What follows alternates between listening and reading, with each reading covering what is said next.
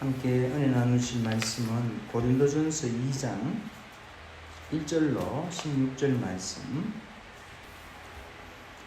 오늘 이 본문의 말씀을 중심으로 하나님의 지혜와 신령한 자라는 제목으로 주님 주신 은혜를 나누고자 합니다.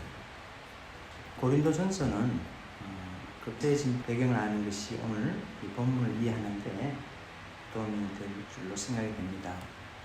고린도 교회는 바울이 2차 전도 여행 때 개척한 교회입니다. 대략 1년 반 개척한 결과 교회가 헬라의 중심지 심장부라고 할 수 있는 고린도 지역에 세워졌습니다. 그리고 바울이 이제 고린도 교회를 떠나서 3차 전도 여행 중에 에베소 교회에서 사역을 하게 되는데 그 사역을 마무리할 시점에 고린도 교회에 여러 가지 문제점이 있다는 것을 전해 듣고 그때에 기록한 이 서신이 고린도 전서라고 할 수 있습니다. 그런데 지리적인 측면에서 생각해 보면 헬라 문화의 심장부에 고린도 교회는 처해 있었습니다. 헬라 문화는 잘 아시는 대로 엄청난 미교도의 세력이 있고 철학자들의 궤변들이 있고 그리고 우상 숭배가 팽배한 이런 곳입니다. 그래서 이곳에서 신앙생활을 하는 그리스도인들에게 고린도 전후서를 바울이 기록하면서 문학적인 수사법이나 철학적인 논증을 사용하지 않고 오로지 하나님의 능력, 성령의 역사 이것만을 강조하는 것을 보면서 우리는 교회는 무엇으로 세워지고 또 교회가 하나님 나라를 확장해가는 동력이 무엇인지를 고린도 전후서를 통해서 배우고 알 수 있게 되지 않나 생각이 됩니다. 그래서 그것을 잘 표현하는 말이 1절과 2절에 나옵니다. 1절에 보니까 형제들아 내가 너희에게 나아가 하나님의 증거를 전할 때에 말과 지혜의 아름다운 것을 알려냈나니 여기서 말과 지혜의 아름다운 것 바로 이 헬라 문화권에서 높이 평가하는 것이죠. 왜 그렇게 했느냐? 사도행전 17장에 에덴에서 설교를 하는데 아덴이라고도 하고 거기서 바울이 철학적인 접근을 조금 합니다. 복음을 전하면서 철학적인 접근을 하는데 거기서 바울이 열매가 그렇게 많지가 않았어요. 학자들이 추정하기로는 아름다운 지혜의 말로 할 때에 그런 말의 화려함은 남지만은 무는 남지 않는다. 복음의 능력은 남지 않는다는 것을 그가 경험하고 그래서 고린도에 와서는 2절에서 그렇게 말합니다. 자, 우리 2절 말씀 같이 한번 읽어볼까요? 내가 너희 중에서 예수 그리스도와 그가 십자가에 못 박히신 것 외에는 아무것도 알지 아니하므로 작정하였습니다. 여기서 보니까 말의 지혜와 아름다운 것이 남아서는 안 된다는 거죠. 오로지 무엇이 사람들의 마음에 남아야 된다? 그리스도와 그가 십자가에 못 박히신 그 사실, 그것이 그들의 마음에 남아야 하고 이것이 바로 뭐다? 사람의 믿음이 생기는 원천이 여기에 있다는 것을 5절에 보니까 너희 믿음이 사람의 지혜에 있지 아니하고 다만 하나님의 능력이 있게 하려 하였노라 이렇게 말하고 있습니다. 자, 이제 6절로 16절에 보면 왜 말과 지혜의 아름다운 것으로 하지 아니하고 성령의 나타나신 것 능력으로 해야 되는가? 왜 그것으로 교회가 세워지고 교회가 유지되고 교회가 하나님 나라를 확장해야 되는가? 그 이유를 6절로 16절에 걸쳐서 바울이 말씀하고 있습니다. 바울은 두 가지 지혜를 먼저 얘기를 하는데 첫 번째는 세상의 지혜를 말합니다. 이 세상의 지혜. 이 세상의 지혜는 6절 하반절에 보면 이는 이 세상의 지혜가 아니요 또한 이 세상에서 없어질 통치자들의 지혜도 아니요. 이 세상의 지혜를 두 가지를 여기서 특징을 말하고 있는데 이 세상의 지혜는 통치자들의 지혜라는 것이에요. 통치자들의 지혜. 왜 통치자들을 여기서 얘기를 하느냐? 가장 지혜 있는 사람이 통치자들이 되죠. 남을 다스리는 사람은 다스림을 받는 사람보다 지혜롭지 않으면 다스릴 수가 없잖아요. 그러니까 남들보다 더 지혜로워야지 다스릴 수가 있거든요. 그래서 통치자들이 가장 세상 지혜를 대표하는 사람들이라는 거죠. 다시 말하면 지혜의 정점에 있는 사람들이라는 거죠. 그런데 이 지혜의 두 번째 특징은 뭐냐면 이것은 없어질 지혜라는 거예요. 6절 하반절에 없어질 지혜, 없어질 통치자들의 지혜도 아니요. 그래서 이 세상 지혜는 그 지혜를 대변하는 사람이 누구다? 통치자들이요. 그리고 그 지혜는 뭐다? 없어지는 지혜다. 자, 이와 반대로 하나님의 지혜를 말씀합니다. 그것이 7절 말씀. 우리 같이 한번 읽어볼까요? 7절. 오직 은밀한 가운데 있는 하나님의 지혜를 말하는 것으로서 곧 감추어졌던 것인데 하나님이 우리의 영광을 위하여 만세전에 미리 정하신 것이라. 여기서 이 세상 지혜와 대조되는 하나님의 지혜를 말합니다. 이 하나님의 지혜의 특징이 있습니다. 그게 뭐냐면 은밀한 가운데 있었다. 그게 뭐냐면 감추어졌던 것이다. 여기 첫 번째 특징, 은밀한 가운데 있었다. 감추어졌던 것이다. 둘째는 언제부터 정하신 것이냐? 이것은 만세전에 미리 정하신 것이다. 이 지혜가 누구냐? 바로 예수 그리스도죠. 그래서 이 지혜는 8절에 보니까 이 지혜는 이 세대의 통치자들이 한 사람도 알지 못하였나니. 그러니까 감추어진 것이고 그리고 만세전에 하나님이 정하신 것인데 알지 못하였다. 9절 중반절에 눈으로 보지도 못하고 귀로 듣지도 못하고 사람의 마음으로도 생각하지도 못하였다. 이 하나님의 지혜는 볼 수도 없고 들을 수도 없고 알지도 못하는 그런 지혜라는 거죠. 근데 이것은 누구를 위해서 예비하셨느냐? 9절 상반절에 보니까 이런 말씀하세요. 자기를 사랑하는 자를 위하여 예비하셨다. 하나님이 자기를 사랑하는 자들을 위하여 예비하신 거죠. 하나님이 자기를 사랑하는 자들, 하나님을 사랑하는 자들을 위해서 예배해 놓으신 이 지혜, 바로 예수 그리스도죠. 이 세상의 지혜를 대변하는 위치에 있는 신분에 있는 사람들이 통치자들이라면 이 세상의 지혜를 대변하는 장소가 어디냐? 지금 이 고린도입니다. 아덴이요 고린도인 것이죠. 여기서 가장 인간의 철학이 발달되어 있고 문화가 가장 발달되어 있고 문학이 발달되어 있고 그리고 우상 숭배가 가장 발달되어 있는 이곳. 그런데 보지도 못하고 듣지도 못하고 알지도 못하는 거예요. 하나님의 지혜. 그렇기 때문에 말과 지혜의 아름다운 것으로 전하면 이해할 수가 없는 거예요. 말과 아름다운 것으로 전하면. 그렇기 때문에 뭐만 남는다? 말의 아름다움만 남지. 그것이 믿음이 생기게 하고 거기에서 하나님의 그러한 사람으로 변화시키는 거기서 능력이 나타나지 않는다는 것이죠. 그러면 이 하나님의 지혜, 은밀한 가운데 있었고 감추어졌고 만세전에 미리 정하신 이것을 어떻게 알 수 있는가? 그것을 10절에서 말씀하고 있습니다. 우리 10절 말씀 같이 한번 읽어볼까요? 오직 하나님이 성령으로 이것을 우리에게 보이셨으니 성령은 모든 것 곧 하나님의 깊은 것까지도 통달하시느니라. 여기서 성령을 통해 알 수 있다.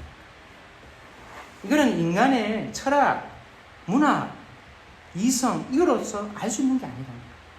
오직 하나님의 성령으로. 성령은 하나님의 영이에요. 하나님의 영. 11절에서 말씀하고 있죠.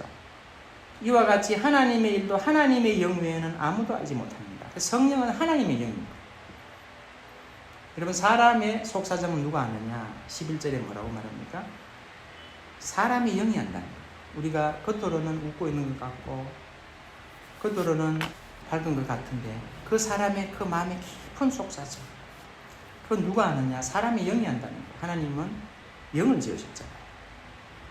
그런 것처럼 하나님의 마음의 깊은 의도와 계획을 누가 아느냐? 하나님의 영, 성령님이 한다. 그렇기 때문에 뭐라고 표현합니까? 기쁜 것까지도 통달하신다.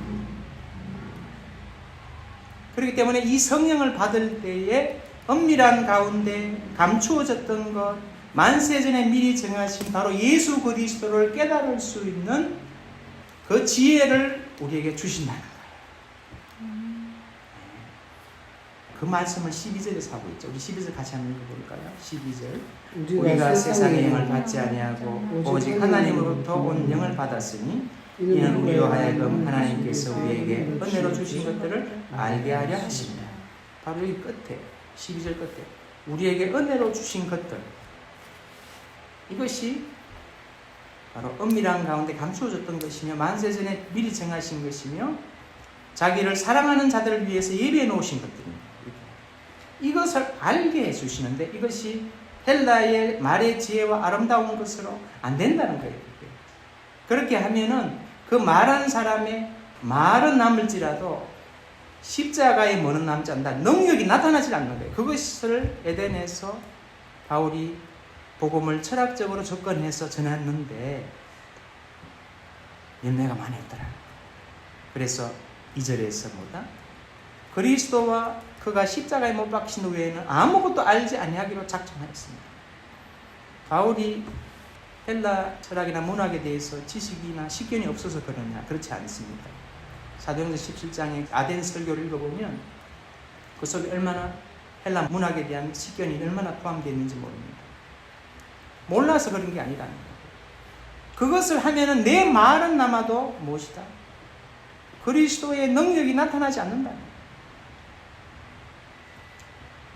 그러면서 이 성령을 받을 때에 개인과 교회가 얼마나 하나님께 쓰임받는 귀한 도구로 사용될 수 있는지를 말씀하고 있어요.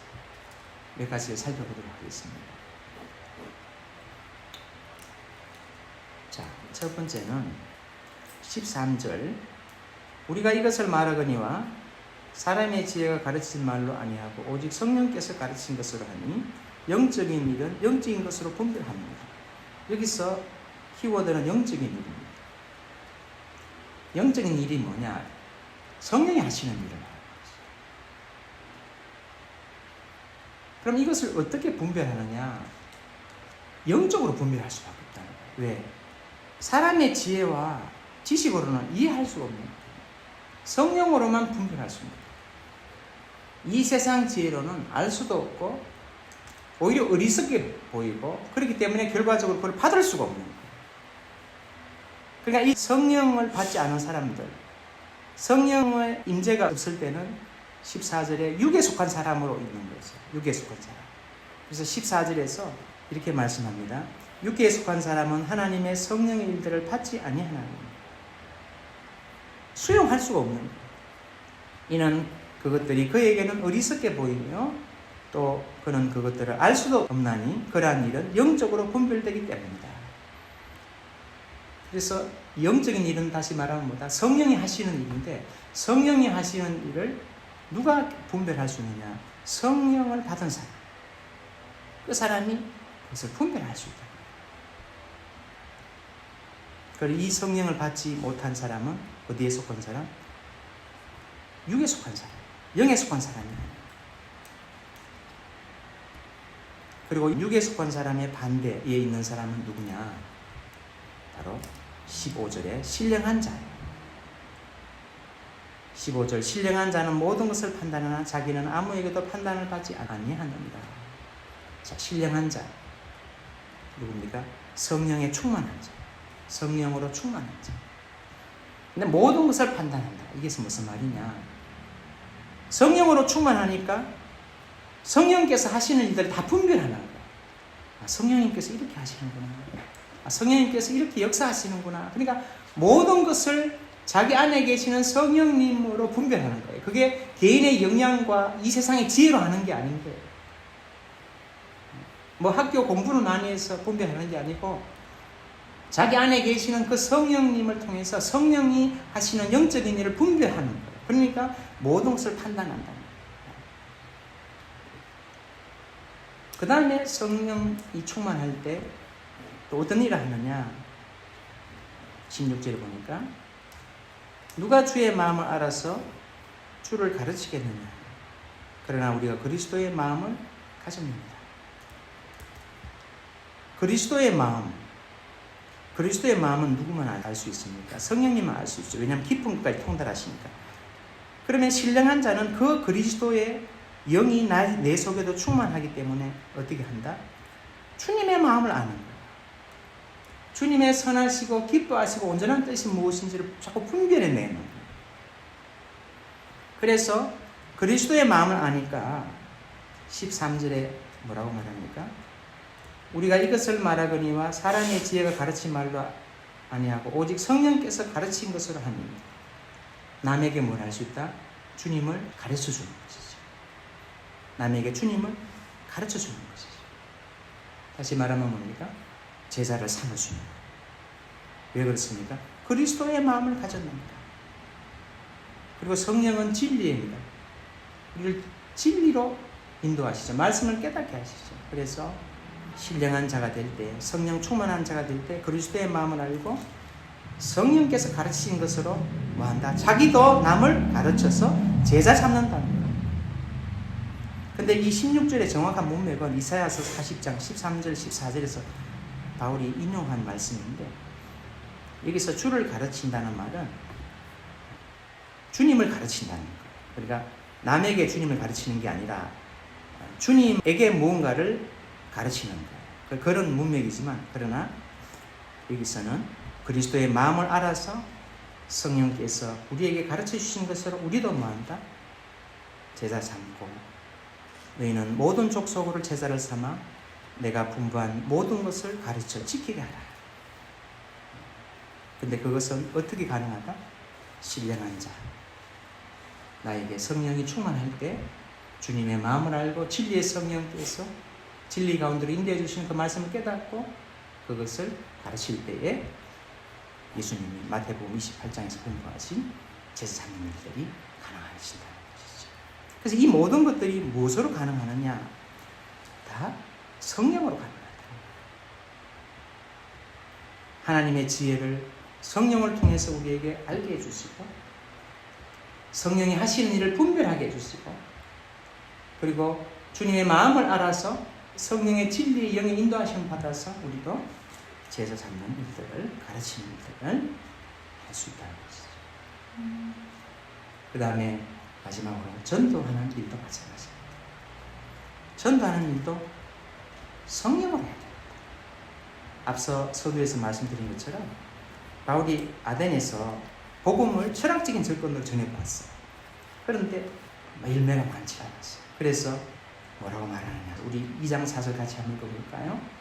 내 말과 내 전도함이 설득력 있는 지혜의 말로 하지 아니하고 다만 성령의 나타나심과 능력으로 하라. 여기서 말씀하고 있죠. 내 말과 전도함이 다만 성령의 나타나심과 능력으로 하여. 근데 바울이 지금 어떤 상태였느냐? 바울이 고린도에 도착했을 때는 3절의 상태였어요. 3절 한번 보세요. 내가 너희 가운데 거할 때에 약하고 두려워하고 심히 떨었노라. 지금 점층적으로 말하고 있어요. 약하고 두려워하고 심히 떨었노라. 여러분 이런 상태면은 왜 이런 표현을 쓸까? 이것은 바울이 마게도니아 지방에 갔을 때 빌립보라는 지방에 갔을 때 거기서 복음을 전하다가 감옥에 갇히게 됐잖아요. 그래서 매를 맞아요. 그리고 거기 간수에게 복음을 전하고 또 어디로 가느냐? 베레아로 가죠. 베레아에서는 또 어떻게 되냐? 추방을 당해요. 그리고 또 어디를 가냐면 아덴을 가요. 거기서 철학적인 접근의 설교를 하다가 열매가 크게 없었어요.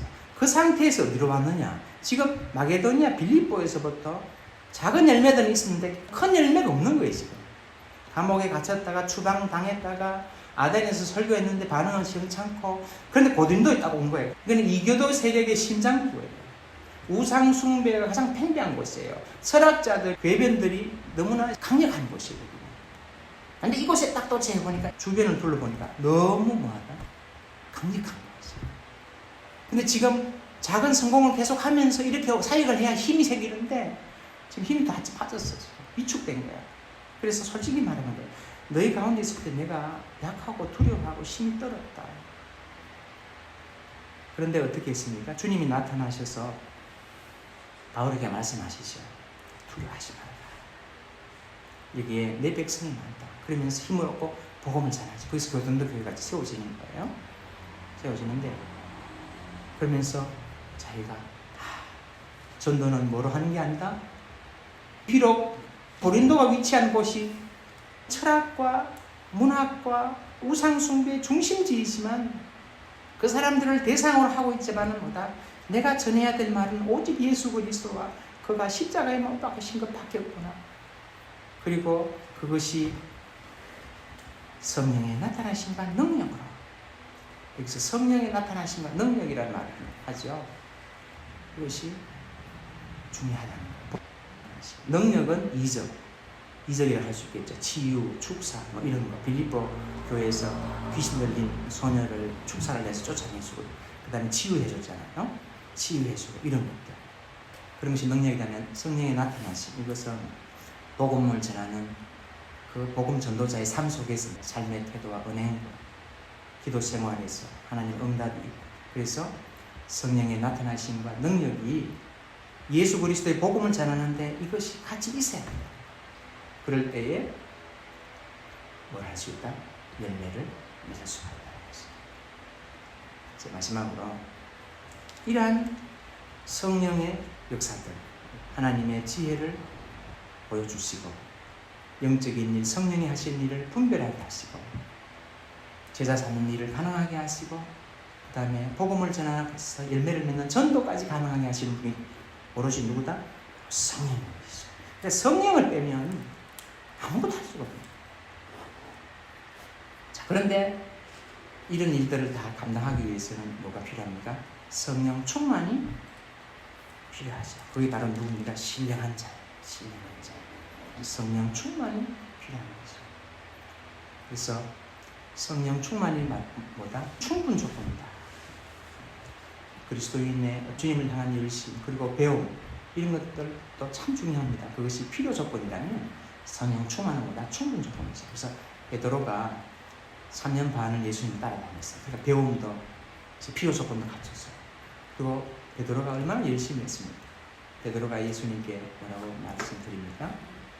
다른 제자 다 버릴지라도 나는 결코 버리지 않습니다. 그리고 또 주님과 함께 죽을지언정 내가 부인하지 않겠습니다. 내가 안 버리겠습니다. 부인 안 하겠습니다. 왜냐하면 3년 반 배웠죠. 또 자기가 열심히 있죠. 또 자기 기질과 성향이 한번 한다고 하면은 뭐라도 하는 사람이다. 그런데 그거 가지고 덤볐다가 어떻게 됐어요? 다구는 소리가 울릴 때에 통곡하게 되죠. 자신의 한계를 깨달으면 이거 가지고는 안 되는 것이다. 사람의 열심과 배움 정말 중요한데 필요 조건이에요. 그런데 충분 조건이 뭐냐? 성령 충만. 그래서 예수님께서 사도행전 1장에서 베드로와 제자들을 명령하시죠. 너희들이 3년 반 달게 배웠고 그렇지만 어떻게 해요? 예루살렘을 떠나지 말아라. 약속하신 것을 기다리라. 약속하신 것이 뭡니까? 성령 충만이죠. 다시 말하면 필요 조건만으로는 안 된다. 신학교 졸업한 것만으로는 안 된다. 뭘 해야 된다? 너희들이 가진 열심만으로는 안 된다. 약속하신 것을 받아서 신령한 사람이 되어야 한다. 여기서 예루살렘은 어디를 얘기하는가요? 기도의 자리. 그래서 제자들이 어떻게 했습니까? 마음을 같이하여 오로지 기도에 힘썼다. 기도에 힘쓸 때에 뭐가 일어났습니까? 성령 충만이 임했습니다. 성령 충만이 임해서 어떻게 됐습니까? 완전히 신령한 사람들이 됐어요. 신령한 사람이 되어서 어떻게 했습니까? 정말 복음에 귀한 사역자로 삶을 살 수 있었습니다. 결론의 말씀을 드리겠습니다. 바울은 이방 문화의 심장부인 고린도에 살고 있는 고린도 교인들을 향해서 철학적인 접근이나 문학적인 접근이나 이성적인 접근을 하지 않습니다. 오로지 고린도전서 시작부터 끝까지 뭘 얘기한다? 예수 그리스도와 그가 십자가에 못 박히신 것만 얘기를 하고 있거든요. 왜? 모든 것은 성령의 나타나심과 능력으로만 가능하다는 거예요. 교회의 시작도, 교회의 유지도, 하나님 나라의 확장도 성령의 나타나심과 능력으로만 가능한데, 그렇기 때문에 여기에는 인간의 지혜가 있을 자리가 없는 거예요. 왜? 그 지혜의 정점이 있는 세상 통치자들은 결국은 뭐 했다? 8절 하반절에 뭐라고 되어 있습니까? 영광의 주를 십자가에 못 박았다고 해요.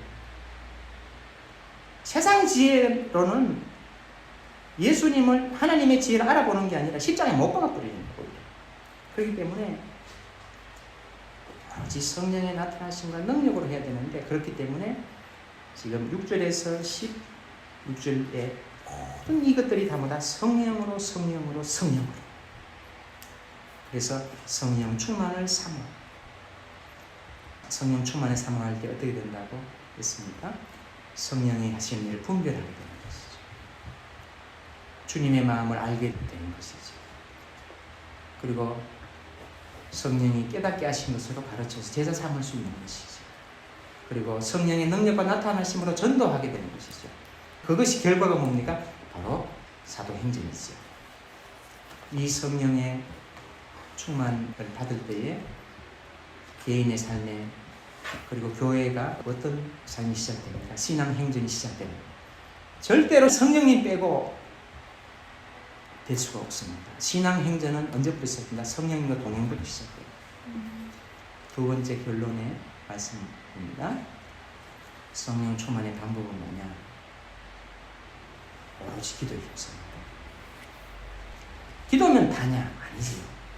베드로와 제자들에게 너희들은 3년 반 나에게 배웠다. 그러나 그런 필요 조건과 충분 조건마다 약속하신 성령을 받아야 한다. 그때까지는 예루살렘에 머물러라. 그래서 어떻게 그러면 성령 충만을 받아야 합니까? 오로지 기도에 힘써야 됩니다. 그럼 오로지 기도에 힘쓴다는 게 뭐냐? 기도만 해야 되느냐? 뭐 개인 사업도 있고 학업도 있고 다 있잖아요. 어떻게 해야 되느냐? 제가 신앙생활하고 살아보니까 우선순위더라고요. 우선순위. 이게 주님의 가르침이더라고요. 주님은 뭐라고 하셨습니까? 먼저 그 나라와 의를 구하라. 우선순위를 정하라. 이렇게 기도가 중요한데 남는 시간에 하겠다. 이렇게 하면 기도가 질적 양적으로 안 됩니다. 빼먹습니다. 학교 공부 잘하는 학생의 특징은 뭡니까? 늘 공부만 하는 학생이 아니에요. 그런 학생도 들어있지만 제가 보기에는 예습 복습을 너무 먼저 하는 학생입니다. 선생님이 가르친 거 잊어버리기 전에 복습하고 그 다음에 예습까지 하면 금상첨화죠. 하루의 삶을 시작하기 전에 어떻게? 기도의 무릎부터 꿇는 것이 우선순위를 하나님께 드리는, 이것이 무슨 삶? 목적이 이끄는 삶이죠. 그 목적이 뭡니까? 하나님을 기쁘시게 하는 그 목적이에요. 그것이 나를 이끌기 때문에 전날 어떠한 여러 가지 복잡하고 여러 가지 고민거리, 갈등, 여러 가지 문제, 그런 것들이 다 나를 짓누르고 있을지라도 목적이 이끄는 삶. 그 목적이 뭡니까? 하나님을 기쁘시게 하는 삶. 할 때에 우선순위를 어디에 둡니까? 기도에 두게 된다는 것이죠. 그렇지 않으면 어떻게 됩니까? 인상에 끌려가는 삶을 살아요. 분주한 삶을 살아요. 이 삶의 대표적인 사람이 솔로몬이죠. 모든 업적을 다 이루었어요. 근데 그가 결론적으로 전도서 1장 2절 3절에서 다 이루고 하는 말이 있어요.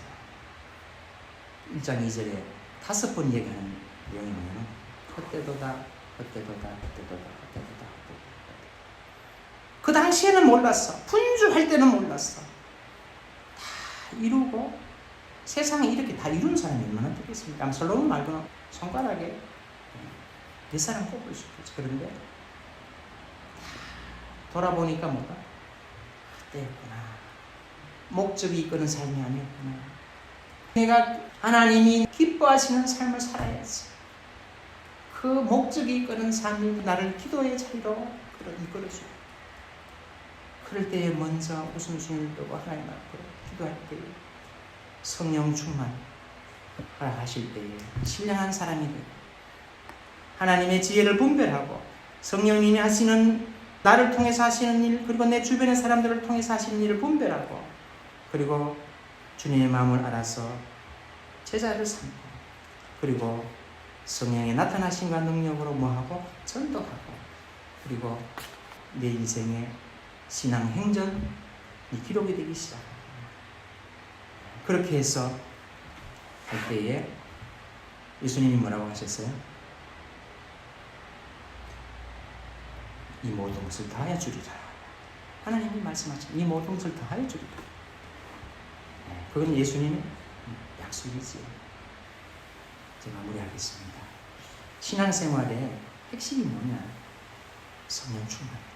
그 이유를 오늘 바울이 2장에서 자신의 이러한 경험을 바탕으로, 그리고 이 성령이 왜 중요한지 그것을 16절로부터 16절에 쭉 풀어서 이야기합니다.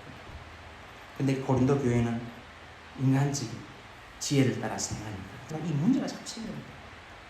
그래서 성령 충만 받는 방법 뭐였습니까? 바로 기도에 힘써라.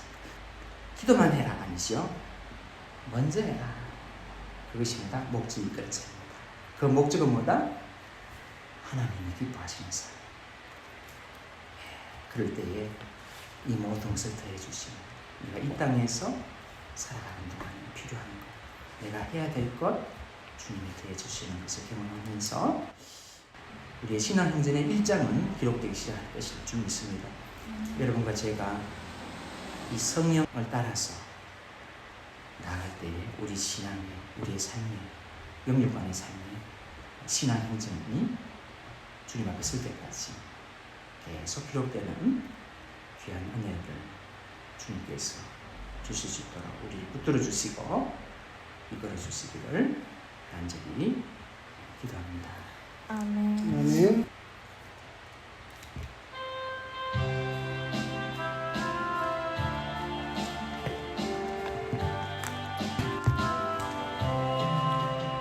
내 평생 살아온 길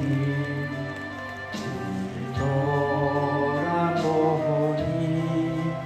걸음마다 자국마다 다 죄뿐입니다. 쓰리고 아픈 마음 가눌 길 없어서 골고다 언덕길을 지금 찾아옵니다. 나 같은 못난 인간 주께서 살리시려 하늘의 영광 보좌 모두 다 버리시고 천하디 천한 종의 형상을 입으셨네. 주의 사랑 어디에 견주리까. 예수님 나의 주님 사랑의 내 하나님, 이제는 예수님만 내 자랑 삼겠어요. 나의 남은 인생길 주와 걸어가면서 예수님 복음 위에 굳세게 살겠어요. 3절 예수님 나의 주님 사랑의 내 하나님, 이제 이제는 예수님만 내 자랑 삼겠어요. 나의 남은 인생길 주와 걸어가면서 예수님 복음 위에 굳세게 살겠어요.